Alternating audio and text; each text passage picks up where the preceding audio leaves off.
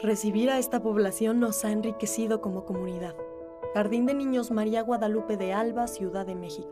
Personal directivo: Itandegui Ríos Vadillo y Guadalupe Aranda Batalla. Personal docente: Jessica Rosales Gómez, Vanessa Ramírez Gasca, Diana Mojica Jiménez, Guadalupe Ramírez Ramos, Adriana María Fernanda Gómez Salgado y Guadalupe Aranda Batalla.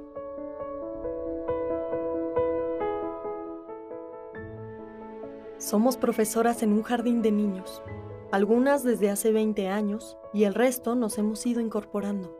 Una característica particular de nuestro plantel es la regularidad para atender a niñas y niños en situación de migración interna, principalmente de origen otomí. Por ciclo escolar, al menos el 30% de nuestra población estudiantil pertenece a dicha comunidad. Estas familias llegan aquí con la intención de mejorar sus condiciones de vida. Sin embargo, el proceso para llegar a ello es complejo, puesto que viven en condiciones de vulnerabilidad, hacinamiento, es decir, en casitas de cartón sin servicios, o bien en departamentos que el Instituto de Vivienda de la Ciudad de México, INVI, les proporcionó, pero donde llegan a compartir el espacio hasta con 30 personas en malas condiciones de higiene. O bien, sus hábitos alimenticios son poco favorables para su desempeño escolar. En ocasiones, el único alimento que consumen las y los alumnos es el desayuno escolar. Recibir a esta población nos ha enriquecido como comunidad, puesto que ha venido a compartir su cultura, costumbres y tradiciones, lo cual ha resultado positivo para quienes laboramos en este espacio educativo. Por otro lado, a nosotras como docentes nos ha permitido sentar las bases para su vida escolar futura, que en muchas ocasiones se trunca al concluir la primaria, pues a tempranas edades comienzan a trabajar. Incluso nuestras alumnas y alumnos son aquellas niñas y niños que por las tardes y noches están vendiendo dulces o artesanías fuera del metro. Son originarios del Valle de Santiago de Querétaro, o como dicen las madres de familia, del pueblo en el que se originó la muñeca Lelé, siendo esta uno de los principales productos a ofrecer en las calles de la Ciudad de México.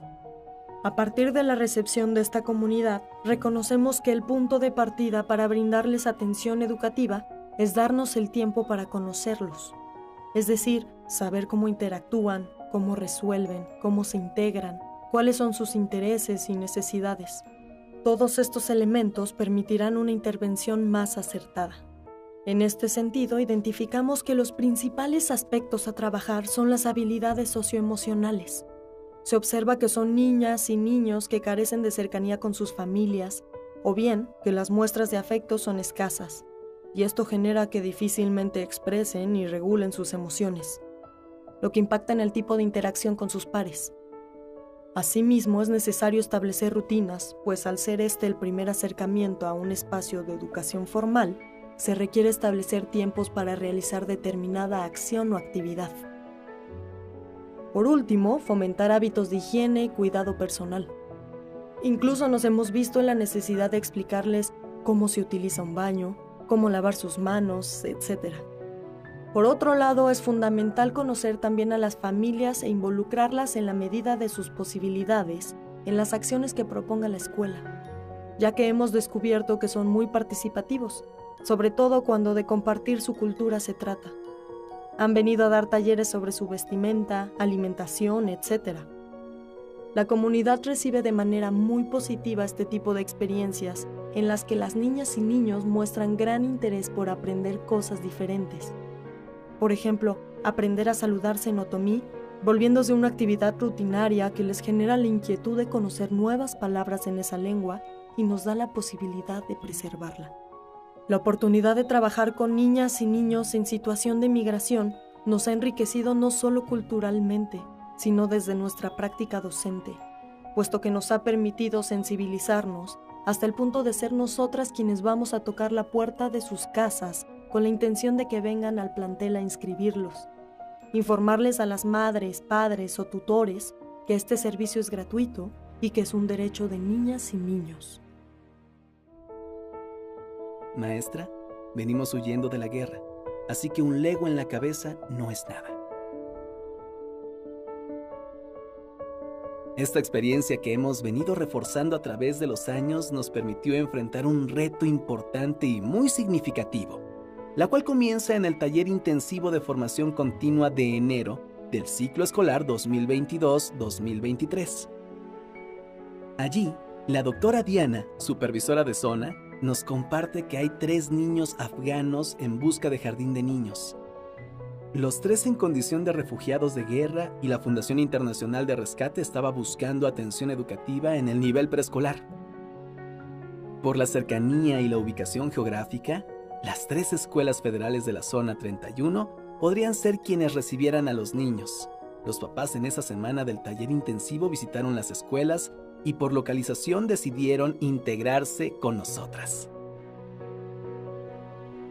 Durante la primera semana de enero del 2023, empezamos a tener comunicación con la fundación, sobre todo quienes en ese momento fungieron como mediadores para los procesos de inscripción, así como para su llegada al jardín.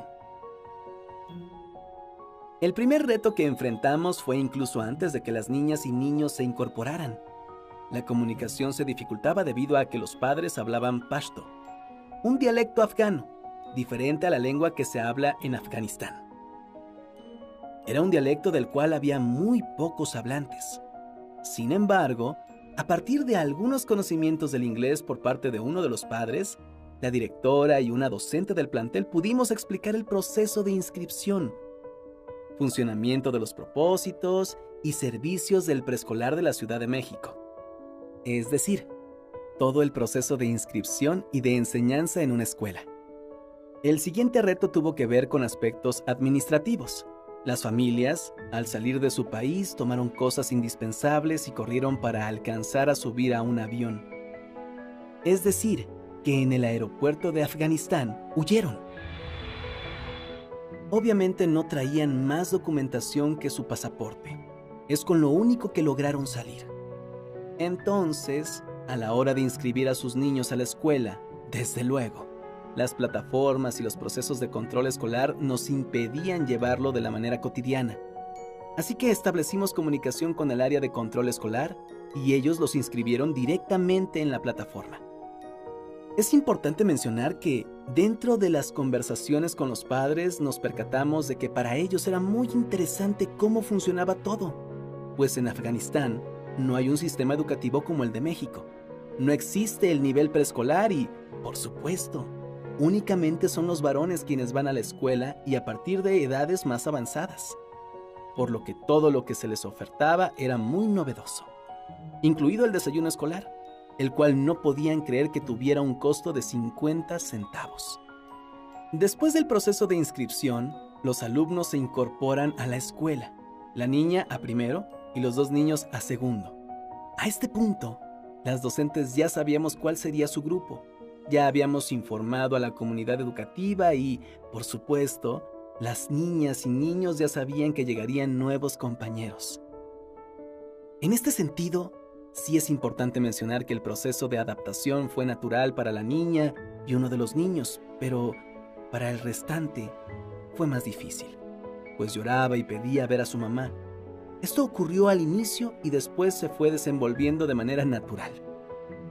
Una vez dentro del aula, el principal reto también radicó en el lenguaje, ya que los niños hablaban algunas palabras en inglés, el resto era su lengua natal. Así que para dar indicaciones o consignas, tuvimos que buscar muchas opciones. Entre estas, el uso del lenguaje corporal, señas, palabras en inglés y pictogramas, los cuales fueron de gran utilidad ya que las imágenes expresaban de manera exacta lo que tenían que hacer. Sin embargo, los mejores intermediarios fueron las niñas y niños, pues ellos fungieron como traductores o bien los niños de origen afgano observaban e imitaban al resto del alumnado.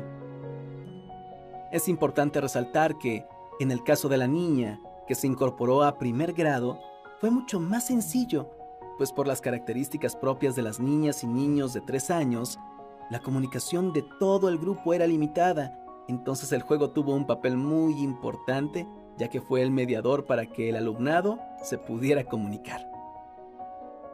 La experiencia nos implicó hacer gestiones de otro tipo, por ejemplo, generar un expediente de salud, para lo cual fueron dados de alta en la Clínica 5 de Especialidades, en donde recibieron atención médica. Asimismo, para realizar sus gafetes, con el consentimiento de los padres tomamos fotografías y las imprimimos. Comentamos esto ya que queremos resaltar que la atención que se les brindó fue siempre con la idea de que tenían que recibir el mismo trato que niños nacionales. Incluso, un día dentro de la clase de educación física, uno de los niños afganos lanzó un Lego en la cabeza al otro. Nosotras de inmediato nos comunicamos en la medida de nuestras posibilidades con el padre. Le explicamos que activaríamos el seguro escolar Va Seguro, y el papá con toda calma comentó: «Maestra, venimos huyendo de la guerra, así que un Lego en la cabeza no es nada». Insistimos y reiteramos que es su derecho y debe hacerlo valer. El periodo que estuvimos en el jardín de niños fue breve, pero, sin duda, lograron adquirir aprendizajes significativos. Sobre todo, una experiencia positiva de ser parte de una escuela. La despedida no se pudo realizar, puesto que se atravesó el Ramadán y los niños debían mantener el ayuno. Sus padres nos dijeron que no había impedimento para que asistieran a clases, pero, como no iban a tener alimento hasta las 7 de la noche que bajaba el sol, la niña y los niños iban a estar bajos de energía y de glucosa. Además, hacían más oraciones de las que normalmente hacen. Así que dejaron de venir. Posterior a esto vino el periodo de vacaciones y ya no volvieron. Solamente los padres de familia nos avisaron que liberaron sus visas y pasaportes. Su destino siempre fue Estados Unidos y lo lograron. Es importante visibilizar que, si bien la niña y los niños provenientes de Afganistán estaban en grupos específicos, todas las docentes teníamos claridad de las estrategias a implementar, ya que nuestra línea de trabajo siempre se ha sustentado en la inclusión, la convivencia sana y pacífica, además de ser un trabajo orientado desde la supervisora y con el compromiso de cada integrante del colegiado docente para hacer que se sintieran parte de la escuela y que son valiosos sin importar de dónde vengan. Sin duda, esta experiencia nos llevó a valorar y atesorar la libertad, a fomentar la importancia del respeto a la diversidad, a realizar nuestro trabajo desde el amor y sin perder de vista que es un derecho que no debemos negar a nadie, tal como le ocurrió al alumnado de origen afgano, al que se le negó el acceso en otras escuelas. El personal directivo y docente que compartimos estas experiencias, invitamos a otras y otros docentes y personal directivo a tener presente que no trabajemos en función de nosotros, sino de lo que las alumnas y alumnos necesitan. Si bien no recibimos todos los días a niñas y niños en situaciones de guerra, sí tenemos en todas las escuelas niños con situaciones de violencia, en donde lo digno que se espera de nosotras y nosotros para ellas y ellos es eso: un trato cordial, amable, respetuoso, cálido, en donde la escuela sea un espacio que propicie un ambiente de sana convivencia y de cultura de paz en todo momento.